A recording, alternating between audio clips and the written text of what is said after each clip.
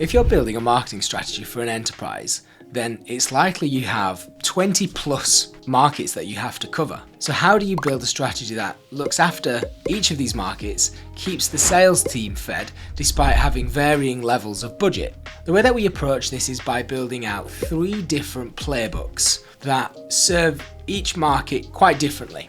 So for example, for the markets that have the lowest revenue potential and the lowest sales performance, we'll only launch the foundation playbook. This basically means we'll take the core programs that have the highest return on investment and launch them there.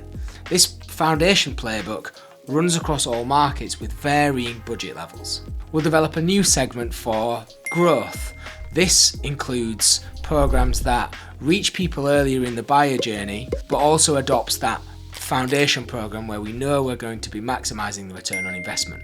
So in this growth segment, we're going to cover markets that have moderate sales performance and a reasonable growth opportunity. After this, we'll develop a more mature demand gen program and we'll call this the venture segment. Here we have the top 3 markets that probably occupy maybe 50% of the total marketing budget.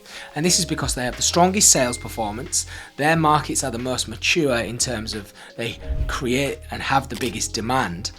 And in here we have the scaled foundation and growth playbooks running, and there's also experimental budget flowing into campaigns that are more unique. For example, one-to-one ABM programs. We might have verticalized campaign journeys that are trying to just penetrate a single vertical with really specific content. Having a structure like this in place allows markets that improve in their performance to move from one segment to the other.